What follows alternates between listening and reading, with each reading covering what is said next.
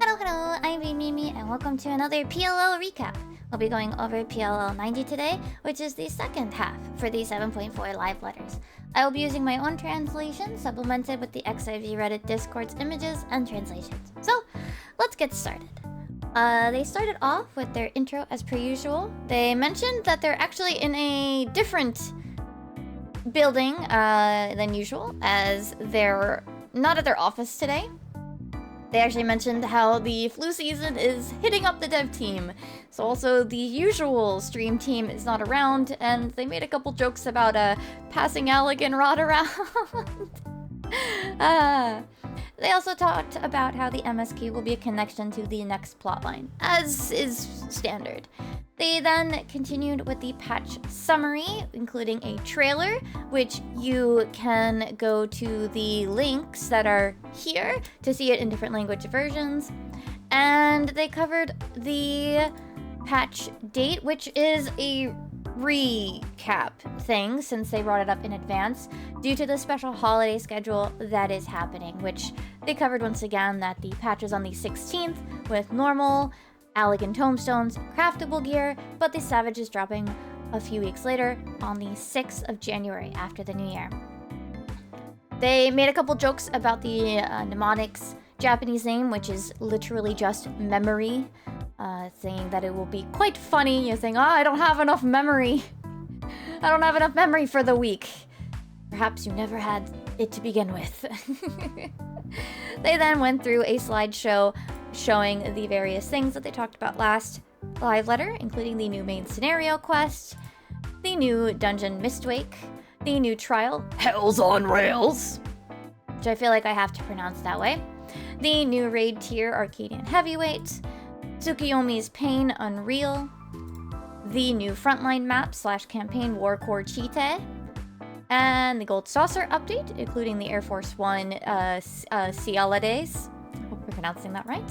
Mentioning the Glamour update, which they would show later, the strategy board, the quick panel, or command panel, I feel like I'm going to be calling it the Japanese name for quite a while unintentionally, and a quick coverage of the Occult Crescent update that will happen, including 3 new Phantom jobs, beneficial accessories for occult exploration, duty support for Darkhold and Aurum Vale, and 2 new color themes for your UI, Clear Green and Clear White.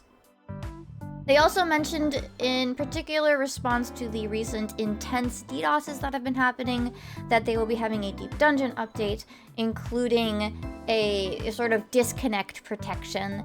If you log back in within 10 minutes, it will not count as a KO if you don't die in those 10 minutes. Unfortunately, I guess it's possible that you could still get killed by a roamer, but this is better than nothing, and I'm glad that they're making this change. They also brought up that in 7.41 will be the new Cosmic Exploration Star, Oijusu, as well as the Phantom Weapon enhancements. Furthermore, in 7.45 there will be the new variant dungeon, the Merchant's Tale, and inconceivably further Hildebrand adventures. Then they moved on to Arcadion, showing us the image we saw last stream. They actually kind of jumped really quickly into M10 normal, featuring Red Hot and Deep Blue. Red Hot being this guy here, and Deep Blue being, he's Blue Bunny. With their nice fist bump. And their title here, I would put it as perhaps Hot and Cold Brothers Extremes. And if I were to vibe spell it, it'd probably be a Z in there, like this. I might spell it like this, but perhaps they'll come up with a different name. Their names are most certainly, in English, Red Hot and Deep Blue, though, due to the Alexandrian that we can see in their logos in the arena. So, that I can tell you for sure.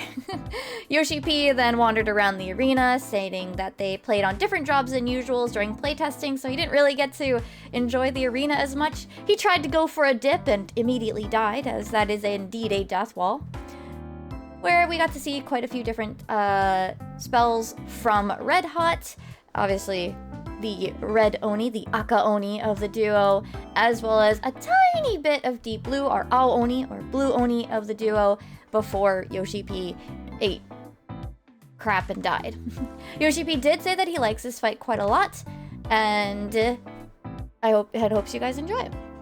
We then got into our gear preview. So while these are obviously, as per usual, for specific jobs to equip, obviously you can look at these and think of them all as potential glamour options. So we have our tank set, we have our maiming, I believe, the dragoon set, our striking? I have to admit, I'm not very good about remembering the word used for the melees. There's so many. We have the, well, the Fizz ranged, our Viper set, we have our healer set, and we have our caster set. And as a big surprise at the end, they brought in a special video for a song created by award-winning artists that will be featured in Arcadian Heavyweight tier.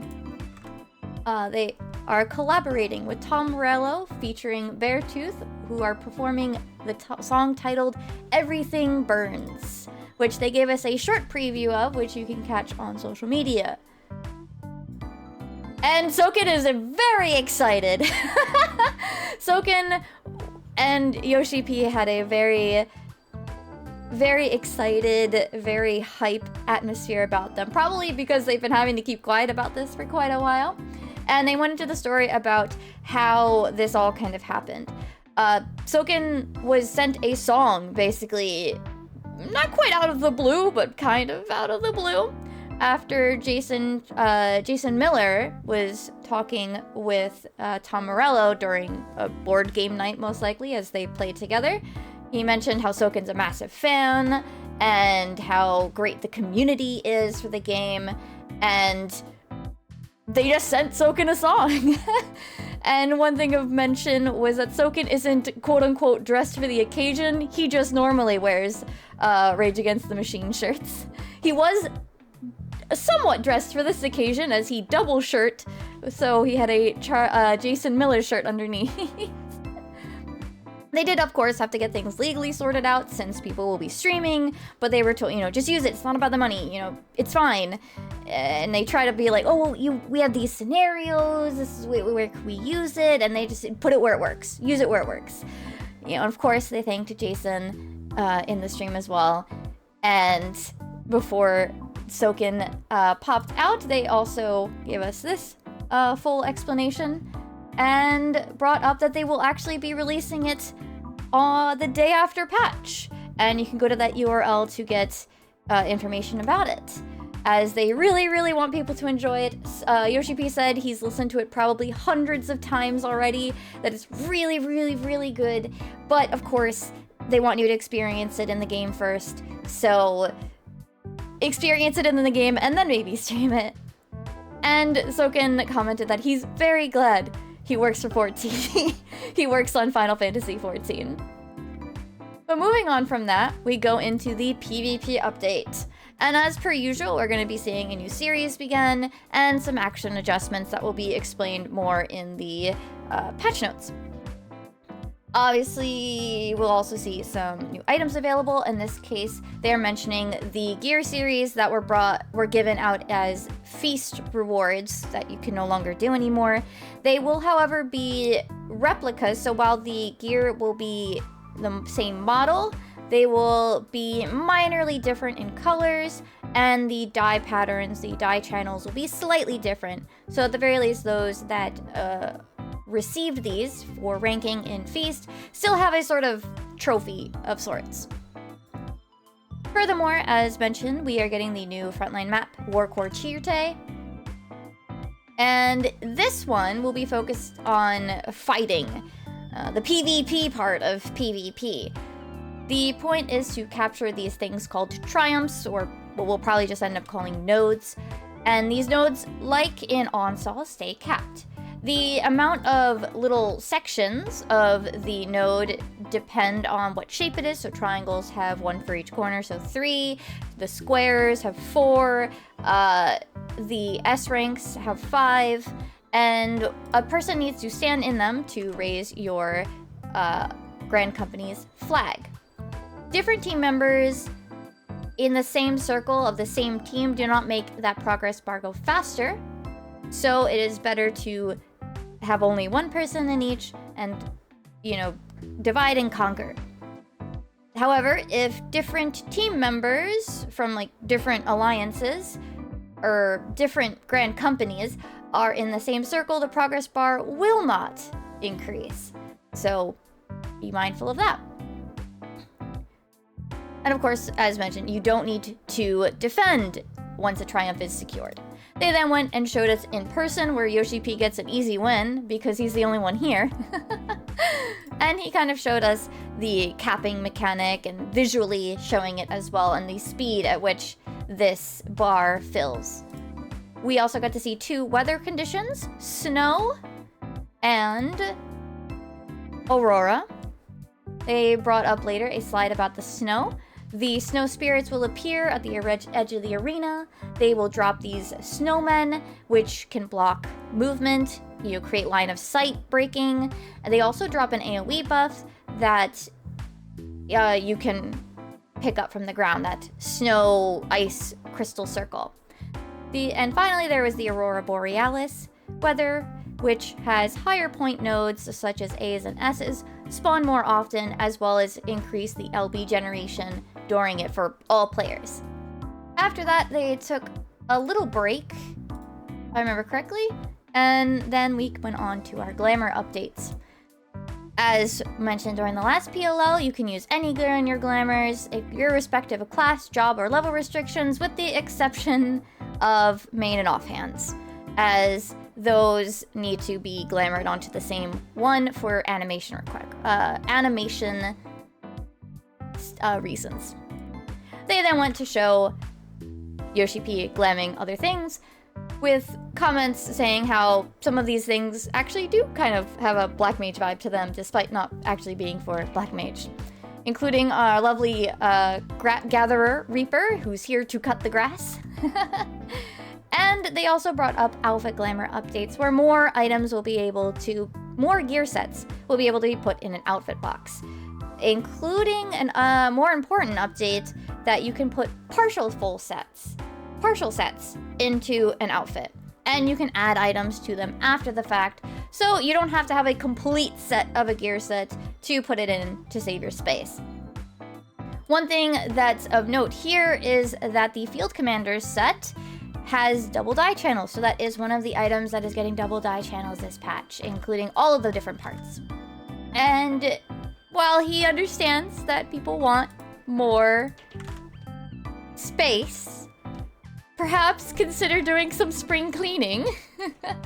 In this case, Japan usually cleans around the New Year, so he kind of mentioned, do your New Year's cleaning, but, it's a little early. Do your spring cleaning a little early, They then showed off the crafted gear, which I screamed very loudly. I love these weapons. They are amazing. So we have this set. We have this set, which I quite love the pinks and purples of the 2 sets. This one for physical range looks very adorable. This melee set is really nice. We have our healer set with that giant bow, and I really hope it has fun physics on it, so I'll really like it. We've got our caster, which I love the focus for the red mage there. And they have the tank set, which is also really, really cute. Big Fae vibes here, actually. But yeah, very, very, very my aesthetic. And then moving on, we went to Criterion, where we talked about the Merchant's Tale. They recapped the structure of Variant Dungeon and the change to the structure of Variant and Criterion dungeons, but we won't recover that today.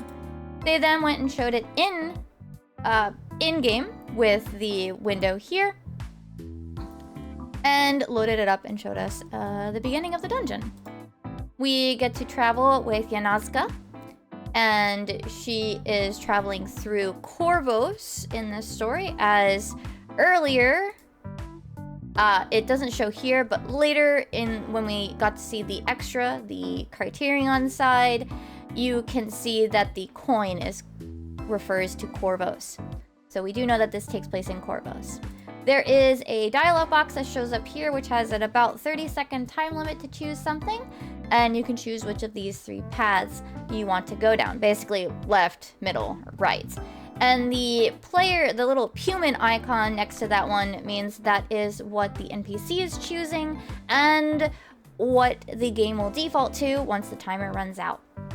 They then, as a result of the timer running out because they're talking, end up going down the right path, where they end up seeing a shopkeep, a poor merchant whose cart has toppled over, and they end up helping him carry his goods to his stall.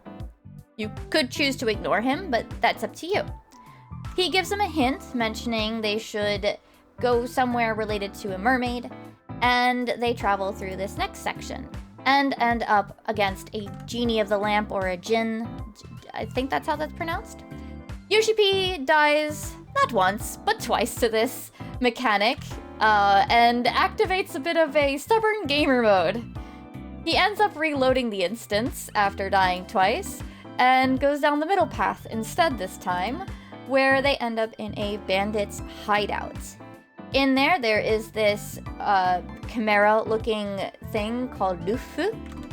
I'm not really sure what perhaps it's referencing, so I'm not quite sure how it will be written in English, but that is the reading of the Japanese name. This time, with Stubborn Gamer Mode activates, he pushes through the entire fight. He clears the entire fight, and then dips out. He then shows us the Merchant's Tale Advanced, where we get to pick which boss we're doing, which means we also got to see the different boss arenas that we can see, as well as we actually get to see the 3 boss names. From the top, we have this sort of Fire Fae Putty, the Swordmaster, and Mermaid Daria. They also showed a little bit of this fight. Unfortunately, you kind of need at least 2 people, so Yoshi P just eventually dies pretty quickly. They talked about the variant actions that are part of the game for these instances. The standard ones that we've had so far are still there, with a new one, Variant Eagle Eye Shot, that you'll pretty much use on cooldown because it just does a lot of damage. They also mentioned that Criterion pretty much is unchanged variant action-wise. You have Variant Raise 2, which revives 1 ally, and you can only use it once per boss encounter. So pretty much no change for variant actions for Criterion. Following this, we went into discussion about the command panel. I will try not to say quick panel. This is definitely something that's better explained visually or in action, so perhaps take a look at the PLL itself to see them use it. They gave us that summary from last live letter, and they showed where it's located in game. It's under your actions list under extra, the quick panel. You can then add it to your hotbars and open it up. There are a variety of different options for settings, where you can close the window after using an action, open the panel where the cursor is, open on the last panel used, and then locking the panel like any other hotbar, so you can't click and drag things. Additional hotkeys are also available for each panel here, so you don't have to make a macro for them. You can just take that shortcut and put it on your hotbar. They never mentioned it, but later when they showed the controller usage of the hotbars and the the command panel, one of the options for when you right-click on an icon was also that you could set that panel's shortcut icon to be that icon. So essentially the /M icon for quick panels. So you will also be able to give them custom icons. Furthermore, it is very well accommodating for controllers, including, options to place it on your quick panel or command panel, as well as a quick movement option to move your cursor through the panel's boxes. That quick movement moves you 2 squares in that direction, so that any square will only take you 2 button presses essentially to get to, by a combination of 1 or double movements. Which I think is really great. It's a thing that Final Fantasy XIV has to take into consideration that perhaps other games don't as much, and I think it's really neat that they try to make things very usable even if you don't have a mouse and keyboard. You can still use the command panel without any keyboard and mouse. Next, they talked about the strategy board. In this case, they covered the different ways you can make it. You do have to make it, there's nothing included.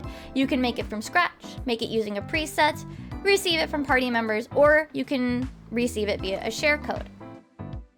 You will have a maximum of 50 strategy pages, so those are each of the diagrams, and you can even put them into folders of up to 10 pages, 10 boards into them. And you'll also be able to flip through those boards if you open it up during a piece of content. So you don't have to go through the menu and pull up the next page and pull up the next page. You can just click the arrow to move forward, which is quite convenient. They then went to show on making a board here, where the presets include options for what type of arena, what type of boss model, what kind of party setup, various waymarker options, including, the basic A, B, C, D, the 8-way one, 8-way version 2, depending on where you put your number markers. My group is 8-way version 2, by the way. And the like. You can change how you set up things as a starting point, which is very convenient, very convenient. You also, of course, can then name it and save it to your strategies. There's even a feature that is considerate of the differences between regions, where in Japan they usually just say D1, 2, 3, 4. In the West, I don't know how much I see R1 and R2, but maybe just because I feel like it's they say this is Fizz range, this is the caster spot, but M1 and M2, and then R1 and R2. And I believe they also did mention that the referencing to the main tank and the secondary tank is also an option. You can even, when you have it open, have it highlight a specific role for you, so that if you have it open on the side while you're doing a piece of content, you can use it to find where the F do I go. They quite literally built where the F do I go in-game, which I think is a really, really good feature. Yoshida began cooking with the design, and one thing of note, I do not believe we've ever seen specific icons for Pure Healer and Barrier Healer, so those are interesting. I'm interested to see that we have icons for those now. But anyway, he began to show us a bunch of the different options. He then started cooking with the diagram. Of course, you're more than welcome to create silly diagrams. And you can lock layers, move them around, rotate them, change the size. There's a bunch of different parameters as well. So you have a lot of options for making a design in-game. Plus, you can have it open during a piece of content and use it for reference instead of having a billion sticky notes like I do. Or at least have less sticky notes. Or not need to have a second monitor to check the raid plan or the like, which will be very, very convenient, especially, again, with the highlight my position. And for a bit of fun, can you, chat, or perhaps commenters, can you label what these diagrams are? Do you know what mechanics these diagrams are for? How about these ones? Do you know which mechanics these diagrams are for? We had a lot of fun immediately clocking all the different mechanics on stream during the watch along, so it was quite fun. They did mention that this one, I'm not going to say what it is, so I'm going to leave you guys down in the comments to tell me what those diagrams were. This one, the shape of the arena was used was made using the AoE markers and adjusting their colors to make a unique arena shape that sometimes happens. So that's also a really cool feature. They then talked about how these things are shared. So if you are in a party, you can even screen share your board as you are making it and adjusting it for your group. It even updates in real time, which they showed here. It does have a little bit of lag, understandably, due to the internet. And of course, I'm sure that this might be even faster, depending on who's editing the board, because only the person who started the board can edit it. But depending on who's editing the board, perhaps there might be a little more lag. But considering it's just a diagram, it doesn't need to be it doesn't need to have a fast update. I can see this as being something really useful, at least for me, with my group, and I'm really excited to try using it.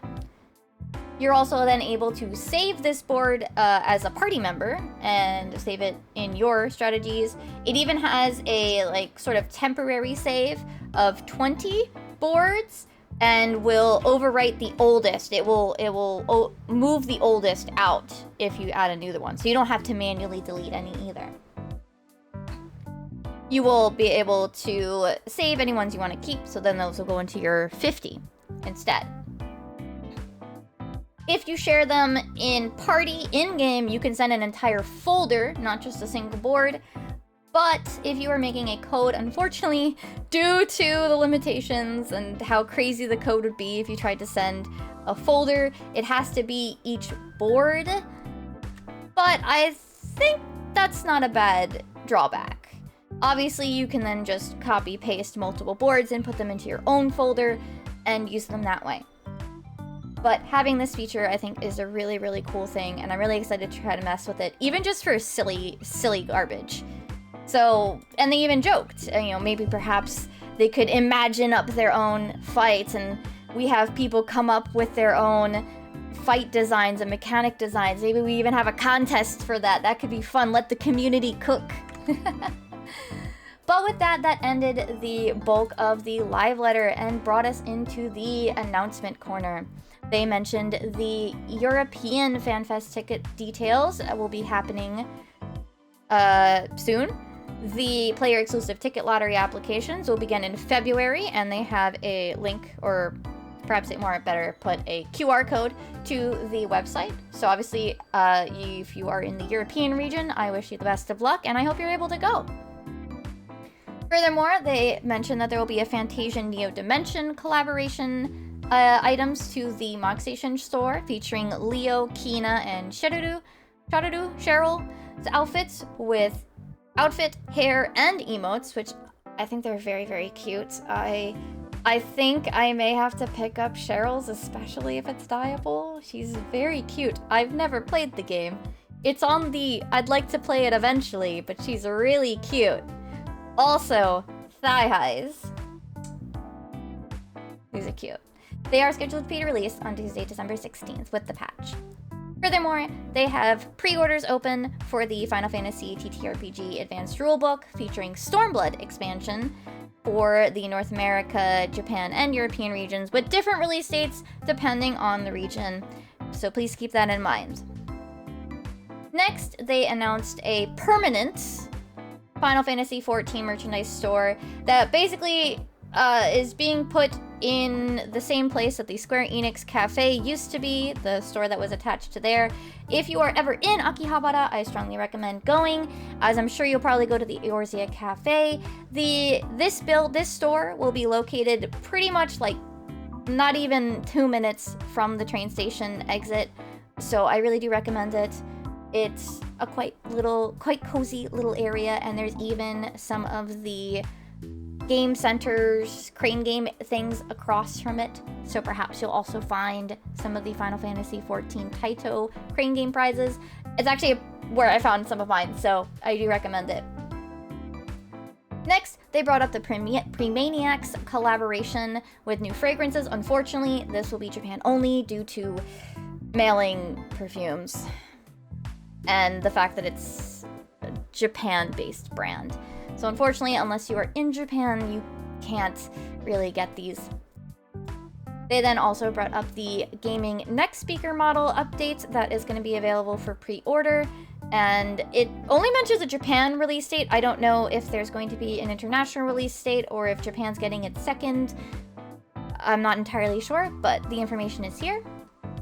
They then, of course, showed it off in person, and they also brought up the Black Friday sale for the collector's additional digital upgrades. So if you, for whatever reason, don't have any of these, take a look, see if there's any that you'd like to grab. And finally, they brought up the 7.4 patch note reading, which will happen on that Tuesday. It'll just be them reading the patch notes. The patch maintenance will not be 24 hours, so that's cool. Which is good. And finally, a thing specifically for people living in Japan and speak Japanese. Perhaps not just Japanese players. People who speak Japanese native or native level can probably still apply as long as you live in Japan. They are hiring game content testers in Japan as a temporary employee, which has the very, very funny requirement of experience with clearing ultimate content. So, wow. This economy, y'all. Job requirements are getting insane. But perhaps besides that, they kind of closed up, they did a little bit of talking about their first jobs and minimum wage and how Japan, it's now up to 4 digits, which, mind you, is not very good. It is not a good minimum wage. But I digress. They went on to talk about their closing comments. Let me find, there we go. They said, Yoshi saying to please enjoy the holiday season, as the dev team will also be taking the New Year's off. They want to have more events to see fans at. They'll be quite busy, even with, as the New Year ends. He'll be doing the orchestral concert. He's got the patch note reading. Unfortunately, there won't be the Mahjong tournament before the New Year, but they are planning it, so at least I will be keeping an eyeball out for that, so I'm excited for that. But with all that said, that is all the things that they talked about in PLL 90. Tell me what you guys were interested in most with this live letter. Mine was probably the crafted gear. And make sure to subscribe and like the video to see more videos like this. I actually stream every day except for Mondays, mostly playing Final Fantasy XIV, but usually JRPGs. And feel free to stop by and hang out with us. We even do maps on Thursdays. And with that, I will see you next time. Oyasumimi! Bye bye!